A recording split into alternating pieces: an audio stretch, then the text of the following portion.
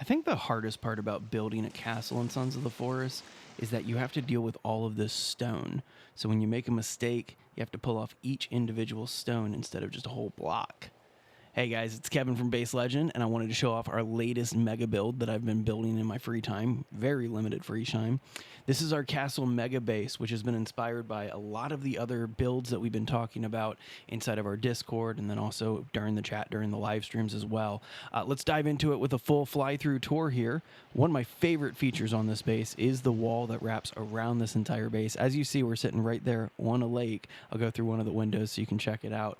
But as you go through this entire base, the entire wall, it's 1 by 1 wide, so that way we can go through the entire wall, see 360 degrees through all of it. You saw the wraparound at the beginning there, and it is sitting entirely on a lake. Started building this thing in winter. Yes, I did use the console commands to help speed this thing along. This thing would have taken endless hours to do inside of the actual game. Diving into the main part of the base here, you see just some of the amenities that I have laid out here, some nice campfire seating areas, some defensive stuff right at the front here just in case you do get attacked or raided. But really, this base was about just kind of having everything open and accessible. So as always, I made a firing range inside of the base because it's kind of one of the only aesthetic pieces that looks really, really good and on brand for this type of build. And so we have a firing range here with all sorts of different targets out here, including some fun arm and leg totems over there. This is the greenhouse build, which was suggested in chat that we put a greenhouse inside of our next base. I love how this turned out. Ironically, I put the mushrooms on the outside here and then all the other plants on the inside, where it probably would have grown a little bit better if we put them on the inside there, but the game physics aren't there yet. Inside of the greenhouse, we have every single plant inside of the game growing, at least one of each. Some of them are duplicated, but you know what? There's just, you got to keep things consistent, right? Keep everything symmetrical in these types of builds. Let's check out this well here, except it's not really a well. It's one of our entrances into the underground in this base. This base is sitting a little higher on the outside, if you notice, because there's a full basement and an interconnecting hallway to all of the basement areas and even into the castle itself. It's pretty intricate, but I had a blast putting this one together. Like most of our builds, we have an indoor kitchen and an outdoor kitchen. This is an outdoor kitchen, and I remembered to fill the rabbit hutch this time. And we have a drying rack and another campfire seating area just to kind of hang out and eat some food while you're outside. Storage, wanted to do a little special thing with the storage here, so we put it underneath this raised platform. The raised platform itself is one of my favorite features in the base. I didn't like the log look of the hang glider launcher, so I just took the turtle shells off of it and we made our own hang glider launcher here out of stone. Let's go check out some of the inside buildings here. Some of these were just kind of lounge buildings that I just kind of threw together as places just to take a load off when you're done fighting some cannibals and all of that fun stuff. Tried to get as many different aesthetic pieces as possible. Love the foreheads that we put on top of this fireplace here and then plated them all in solophyte. Back here, this is the hallway that connects all the basement areas. This one leads you up to the top floor of the castle, so we're not going to go up there just yet, but we'll mention that one when we get up to that part of the castle. Around the corner here, we have another entrance over to the pool. Yes, I did say pool. There is a pool in this base. We'll get to it in just a moment. And then over here is the last basement room that takes us into a fun room. We found out that we could plate the animal head decorations inside of these areas, in addition to the lighting fixtures. And so the hanging skull lights, those can also be plated in solophyte. And we're back outside at the other A-frame building that we set up. This is the pool that I was mentioning. We're on top of a lake, so I thought I'd use it to our advantage, and I made a little pool inside of here. Let's go inside the castle. I love how the aesthetics of the castle kind of really built out once we started taking some of the support beams out, especially in this dining hall area and the indoor kitchen. Everything's really accessible. Everything's really easy at the ready. There's entrances and exits where it seems appropriate, and we have our storage kind of all over this base, so that way we can really make the most of it. There's another entrance to that pool. Love that pool. It was actually created to help me build on top of the lake and give me an access point to get out of the lake once I fell in inevitably, and it turned into something really cool.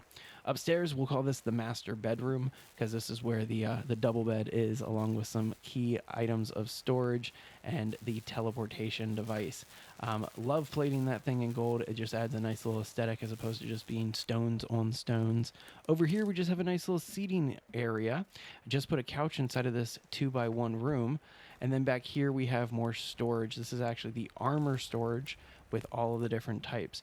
Now in the basement, there's that one that leads all the way up to the castle. This is that entrance, so you can get from the front of this base into the upstairs very, very quickly. Let's get up to the roof here.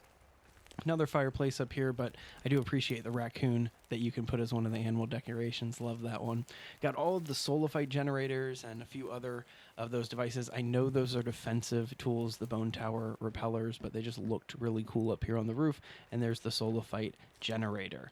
Now, probably one of the favorite things on this base, in my opinion, is the zip lines to all of the watchtowers. So they all function as a zip line should in this game, but it gives you just complete access to every single watchtower, and then the main part of the base too.